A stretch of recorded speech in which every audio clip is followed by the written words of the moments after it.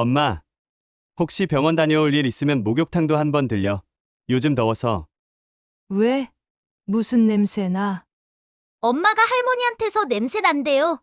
늙은 냄새. 야, 그런 말 하는 거 아니야. 엄마가 그랬잖아, 할머니 오시면 냄새 난다고. 환기시켜야 한다고. 그리고 어머니는 결국 조용히 아들 집을 나왔습니다. 이 가족에게는 도대체 무슨 일이 있었던 걸까요? 여러분의 구독과 좋아요는 영상 제작에 큰 힘이 됩니다. 병원 검사 결과를 기다리며 의자에 앉아 있는 저를 보니 참 많은 생각이 듭니다. 저는 올해 78세가 된 손명자라고 합니다. 이 나이에 혼자 병원을 찾은 건 처음입니다. 아들도 며느리도 그 누구도 함께 오지 않았습니다. 아니, 모두 왔다고 해야 맞겠죠. 엄마, 다음 주에 병원 가셔야 해요. 검사 예약해놨어요. 딸 민정이가 그렇게 말할 때만 해도 저는 아들이 데려다 줄 거라 생각했습니다. 하지만 현실은 달랐습니다. 어머니, 저희가 그날 약속이 있어서요. 택시 타고 가세요. 괜찮으시죠? 며느리의 차가운 목소리가 아직도 귓가에 맴돕니다. 약속이라니. 무슨 약속이 늙은 시어미 병원 가는 것보다 중요하단 말입니까? 결혼한 지 40년, 아들을 위해 살았다고 해도 과언이 아닙니다. 남편이 일찍 돌아가신 후로는 오로지 아들 하나만 바라보고 살았습니다. 대학 보내고 결혼시키고 집 장만하는 것까지 도와줬습니다. 그런데 지금 저는 혼자입니다. 엄마, 검사 결과는 뭐래요? 병원에서 나오니 딸한테서 전화가 왔습니다. 아들이 아니라 딸입니다. 응. 다음 주에 다시 오래. 정밀 검사를 해야 한댄다. 그래요?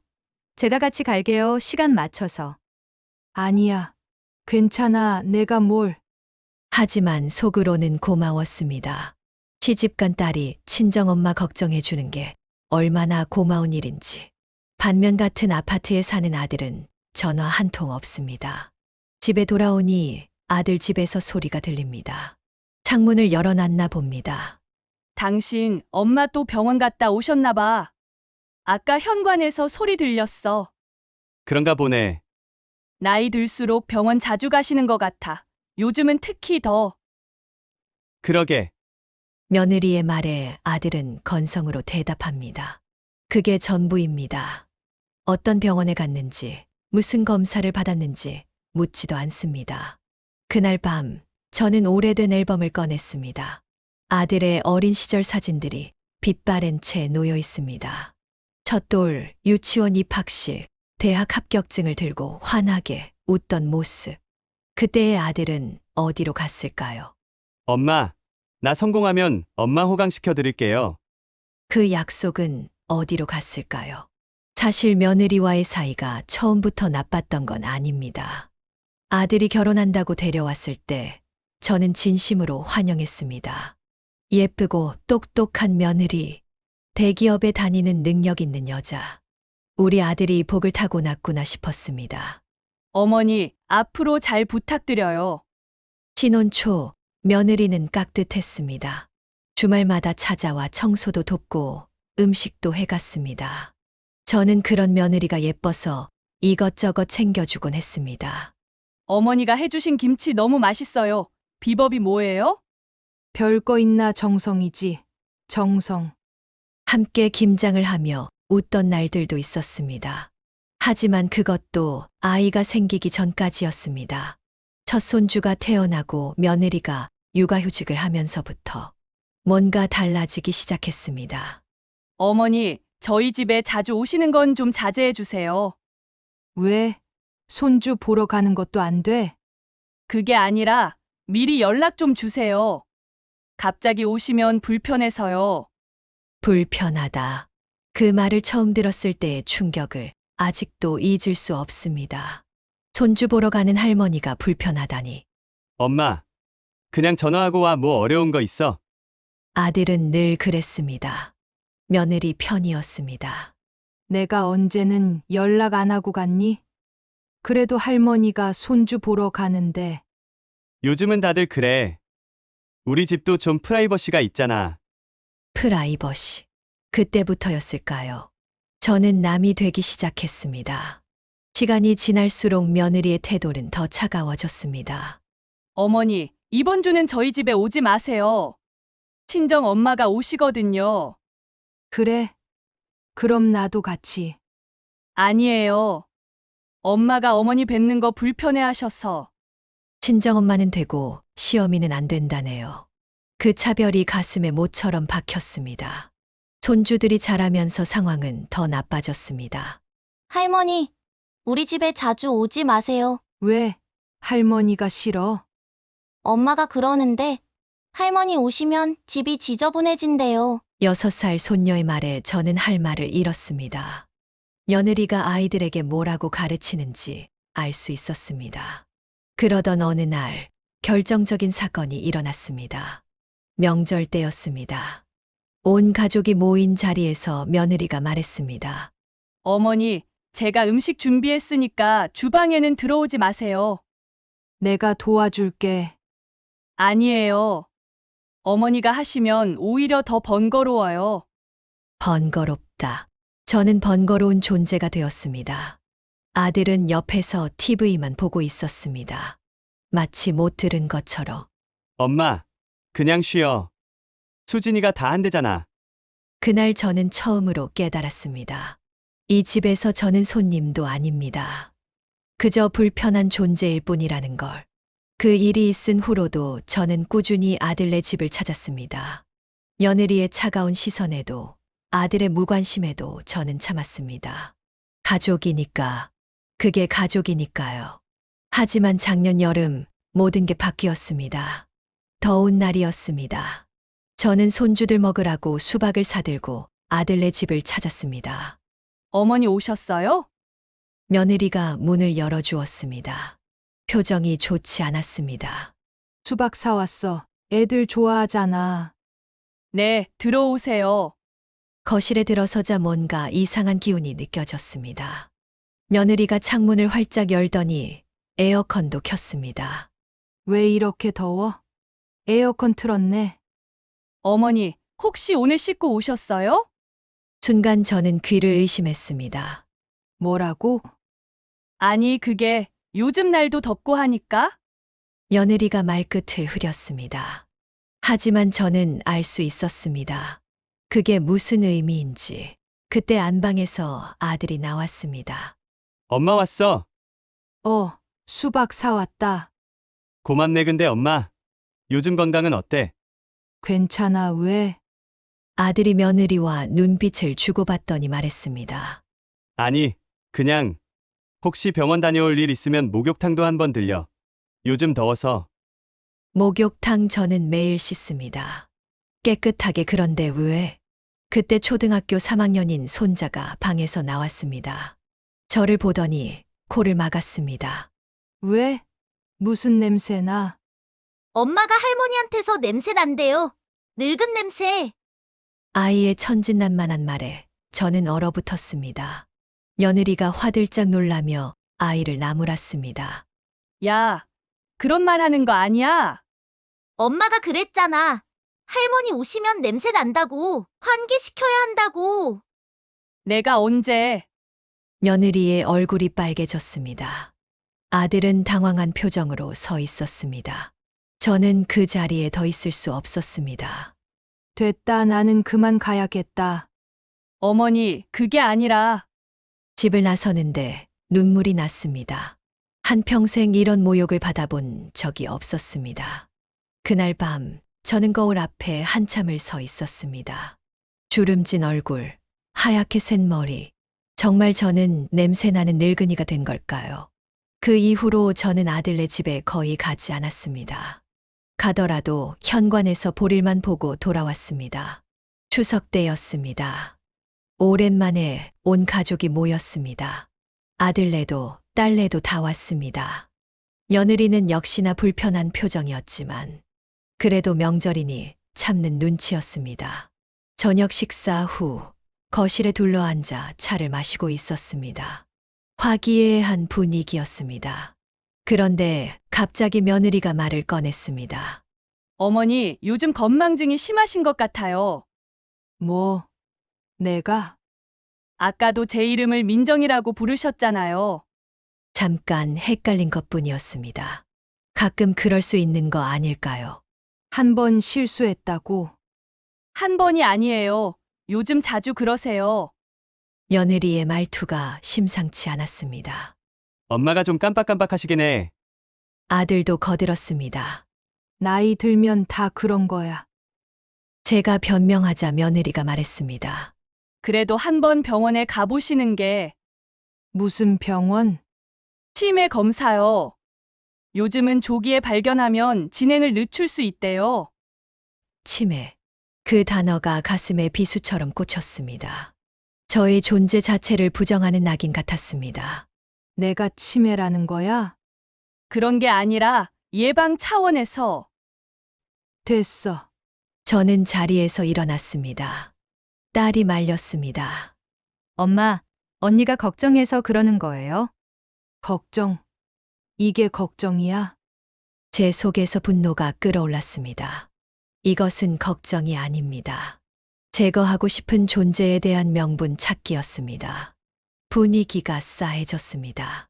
사위가 재빨리 화제를 돌렸지만 저는 더 이상 그 자리에 있고 싶지 않았습니다. 그 후로도 며느리의 공격은 계속됐습니다. 아니, 더 노골적이고 집요해졌습니다. 어머니, 또 가스불 끄는 거 잊으셨어요?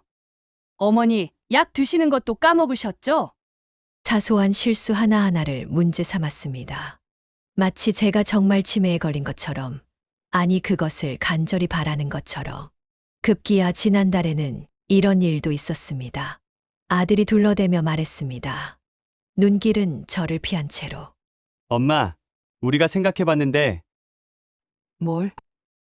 엄마 혼자 계시는 게 걱정돼서 혹시 실버타운 같은 데는 어때? 내가 거기 왜 가? 그게 아니라 거기 가면 또래들도 있고 관리도 받고 아들의 목소리에는 설득보다는 이미 정해진 결론이 묻어 있었습니다. 됐어. 내가 아직 그 정도는 아니야. 엄마 안전이 걱정돼서 그래. 걱정은 무슨. 며느리가 불편해서 그러는 거 다 알아. 제 말에 아들이 발끈했습니다. 진실을 말했을 때 사람들은 늘 화를 냅니다. 엄마, 그게 무슨 말이야? 수진이가 얼마나 엄마 걱정하는데 그래. 냄새나는 노인네 잘도 걱정하겠다. 그건 아들도 할 말이 없는 모양이었습니다. 진실은 때로 너무 날카로워서 어떤 변명도 무력하게 만듭니다.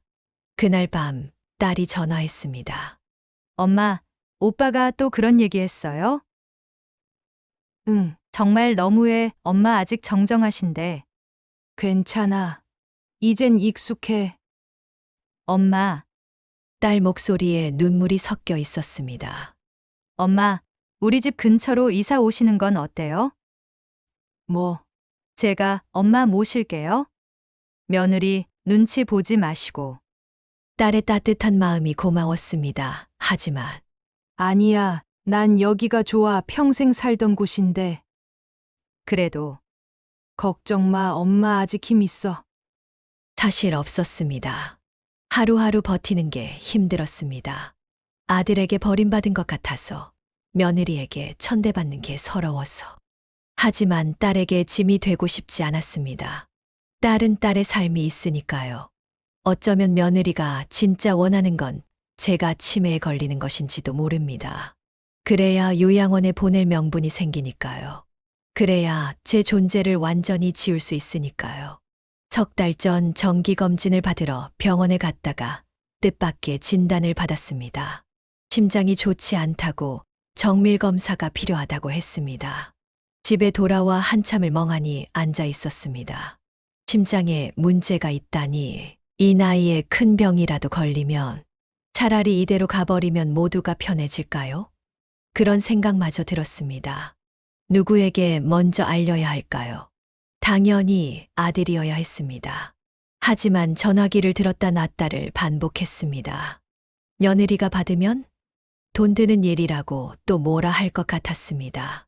어머니의 병마저도 부담이 될 테니까요. 결국 딸에게 먼저 전화했습니다. 엄마, 무슨 일 있어요? 병원 다녀왔는데 심장이 좀 안 좋대. 뭐, 심장이요? 딸이 놀라는 소리가 들렸습니다.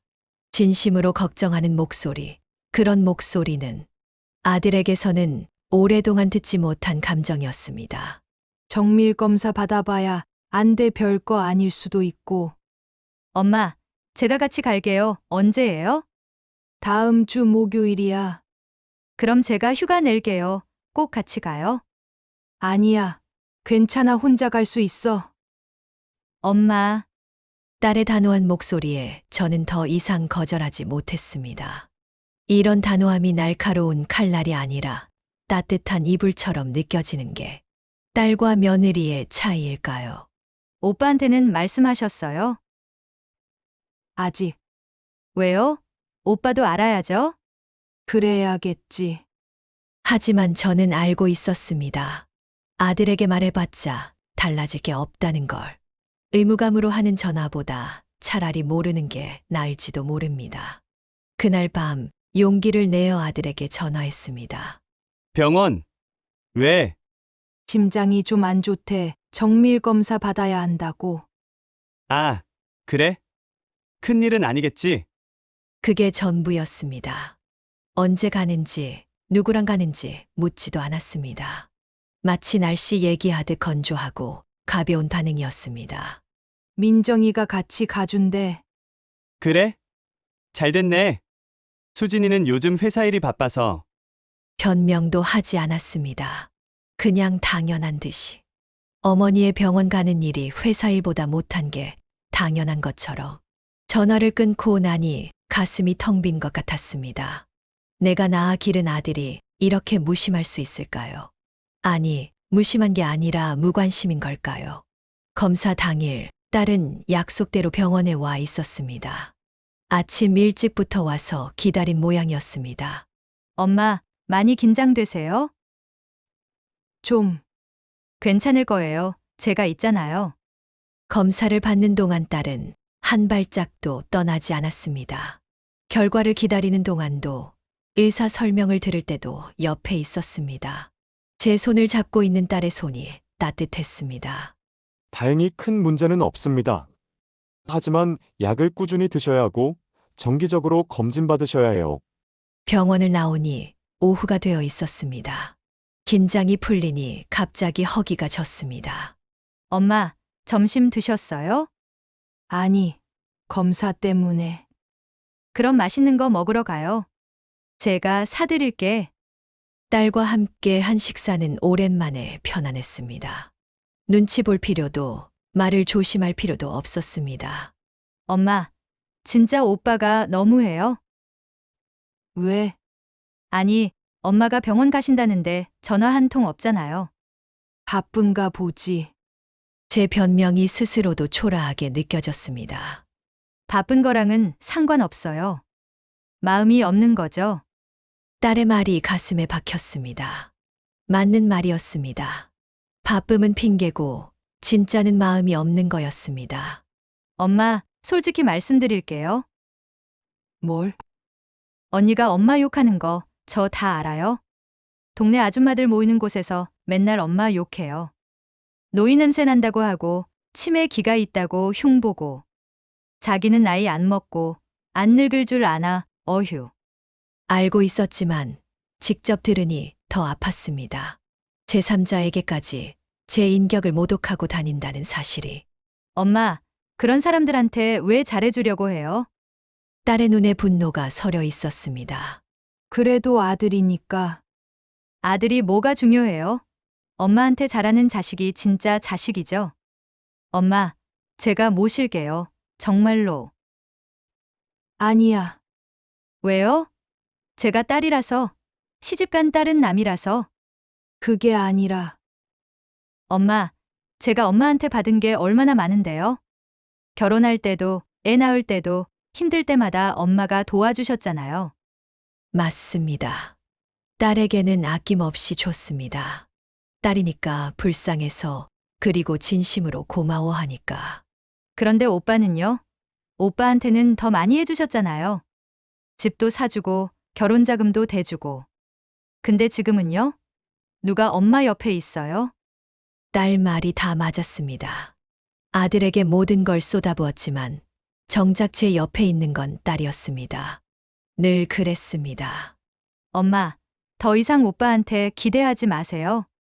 언니한테는 더더욱. 그날 밤 저는 많은 생각을 했습니다. 딸의 말이 계속 머릿속을 맴돌았습니다. 저는 78년을 당당하게 살아온 사람입니다. 누구에게도 부끄럽지 않게 살아왔습니다. 그런데 왜 며느리 앞에서는 작아질까요? 왜 아들의 무심함에 상처받을까요? 휴대폰을 들었습니다. 부동산 번호를 눌렀습니다. 손은 떨리지 않았습니다. 오히려 홀가분했습니다. 여보세요? 집 좀 내놓으려고 하는데요. 부동산에서 연락이 왔습니다. 마치 제 결심이 우주의 메아리처럼 울려 퍼진 듯. 예상보다 빠른 응답이었습니다. 집을 보러 오고 싶은 사람이 있다고. 시세보다 조금 낮춰서 내놓으시니 관심 있는 분들이 많네요. 얼른 팔렸으면 좋겠어요. 그런데 어르신, 집 파시면 어디로 가실 건가요? 딸네 근처에 작은 아파트 얻으려고요. 아, 따님이랑 가까이 사시려고요? 좋은 생각이세요. 집을 팔기로 마음먹고 나니 후련했습니다. 이 집에는 추억도 많지만 서러움도 많습니다. 벽마다 스며든 한숨과 눈물, 무시당한 자존심의 흔적들. 이제 모든 것을 털어버리고 싶었습니다. 며칠 후 집을 보러 온 젊은 부부가 마음에 들어 했습니다. 그들의 눈빛에는 희망이 가득했습니다. 새로운 시작을 꿈꾸는 그 모습이 부러우면서도 흐뭇했습니다. 깨끗하게 관리하셨네요. 학군도 좋고 위치도 좋고. 그들의 칭찬이 아이러니하게 들렸습니다. 제게는 감옥 같았던 곳이 누군가에게는 꿈의 보금자리가 되는 것. 인생이란 참 묘한 것입니다. 계약이 순조롭게 진행됐습니다. 한 달 안에 집을 비워주기로 했습니다. 그런데 문제가 생겼습니다. 등기부등본을 떼보니 제 집에 근저당이 설정되어 있었습니다.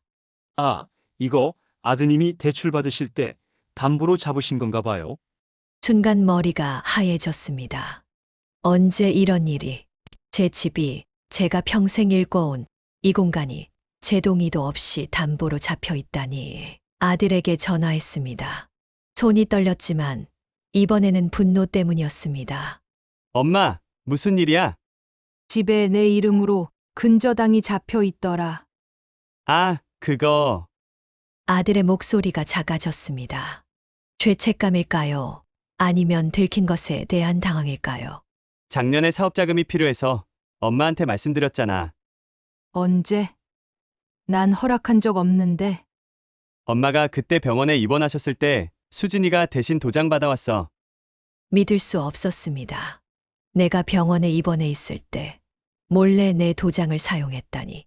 가족이라는 이름으로 저지른 대신이 이토록 깊을 수 있다니. 그래서 돈은 갚았어? 그게 아직. 분노가 치밀어 올랐습니다. 이런 배은망덕한 놈들. 제가 평생 일궈온 것을 이렇게 쉽게 이용하다니. 당장 해지해. 집 팔아야 해. 집을 왜 팔아? 아들의 목소리에 당황과 분노가 섞여 있었습니다. 마치 자기 것을 빼앗긴 것처럼. 내 집 내가 파는데 내가 상관할 일이야? 엄마, 갑자기 왜 이래? 이제라도 정신 차리고 등신 같은 짓 안 하려고 그런다. 그날로 변호사를 찾아갔습니다. 딸이 동행했습니다. 제 딸은 늘 그랬듯이 제 곁에 있었습니다. 근저당 설정을 무단으로 했다면 문제가 될 수 있습니다. 어떻게 해야 하나요? 일단 아드님과 대화를 해보시고 안 되면 법적 조치도 가능합니다. 집에 돌아오니 아들 부부가 와 있었습니다. 현관 앞에서 기다린 모양이었습니다.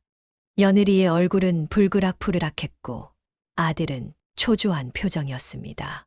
엄마, 갑자기 이게 무슨 일이야? 며느리의 목소리가 날카로웠습니다.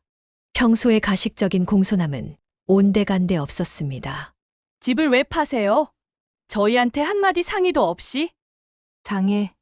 너희는 나한테 아무 상의도 안 하는데 나는 내 집 처분할 때 너희하고 상의해야 하니? 제 목소리가 차갑게 울렸습니다. 그게 내 도장을 무단으로 사용해서 근저당 잡은 것도 상의했어? 며느리의 얼굴이 빨개졌습니다. 그건 어머니를 위해서. 날 위해서? 웃기지 마. 더 이상 참을 수 없었습니다. 그동안 쌓인 울분이 폭발하는 것 같았습니다. 이 집은 처분하기로 했다. 너희가 뭐라 해도. 팔면 저희는 어떡해요? 나중에 물려받을 거라고 생각했는데. 며느리의 본심이 나왔습니다. 결국 그것이었습니다. 제 죽음을 기다리며 재산을 노린 것이었습니다. 물려받을 거라고? 내가 죽기를 기다렸구나. 그런 뜻이 아니라 됐어. 더 이상 할 말 없어. 당장 나가.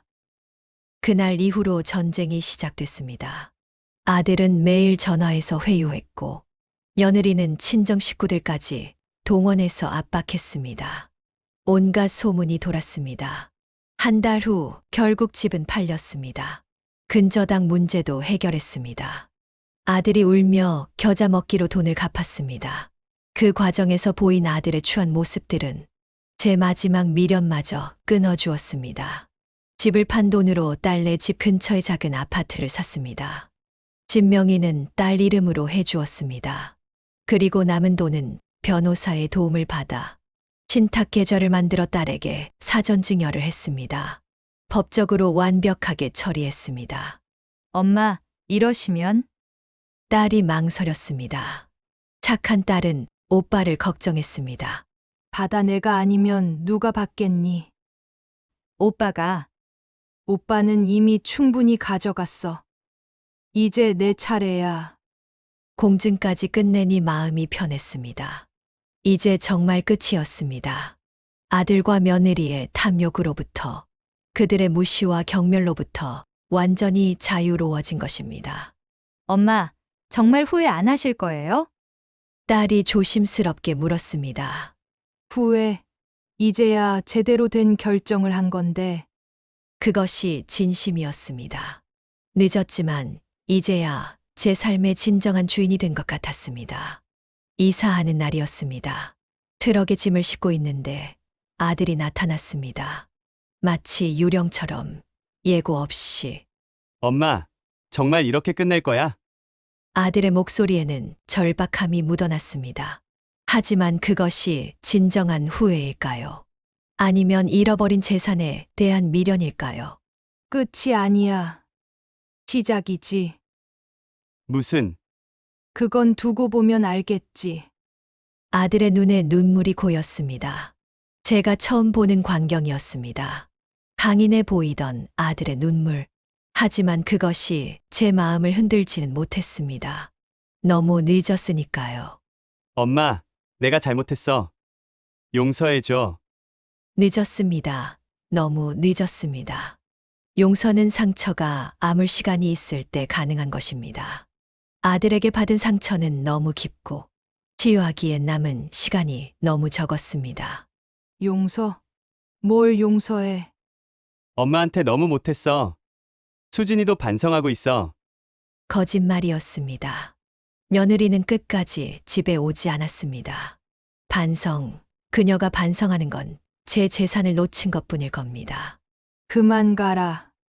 그리고 앞으로 연락하지 말고 살자. 엄마, 제발. 트럭이 출발했습니다. 백미러로 본 아들은 여전히 그 자리에 서 있었습니다. 한때는 제 세상의 전부였던 그 모습이 점점 작아지다가 사라졌습니다. 그것이 우리의 마지막이었습니다. 새 아파트는 작지만 아늑했습니다. 딸 집에서 걸어서 10분 거리. 이 거리가 주는 안정감이 있었습니다. 너무 가깝지도 너무 멀지도 않은, 서로의 독립성을 지키면서도 필요할 때 곁에 있을 수 있는 거리였습니다. 엄마, 짐 정리 도와드릴게요. 사위와 외손주들까지 와서 도왔습니다. 그들의 움직임에는 의무감이 아닌 진심이 묻어났습니다. 그날 밤 딸이 저녁을 차려왔습니다. 정성스럽게 만든 된장찌개와 나물 반찬들. 소박하지만 따뜻한 밥상이었습니다. 엄마, 앞으로 반찬은 제가 갖다 드릴게요. 아니야, 내가 할 수 있어. 그래도 가끔은요. 딸의 따뜻한 마음이 고마웠습니다. 강요하지 않는 배려, 그것이 진정한 사랑이었습니다. 엄마, 내일 병원 가는 날이죠? 제가 갈게요. 그래, 고마워. 뭐려, 당연한 거죠? 주름진 얼굴을 거울에 비췄습니다. 앞으로 남은 인생, 나를 사랑하는 사람들과 함께 할 것입니다. 후회 없이 당당하게, 그리고 행복하게. 그것으로 충분합니다. 아니, 그것이 전부입니다.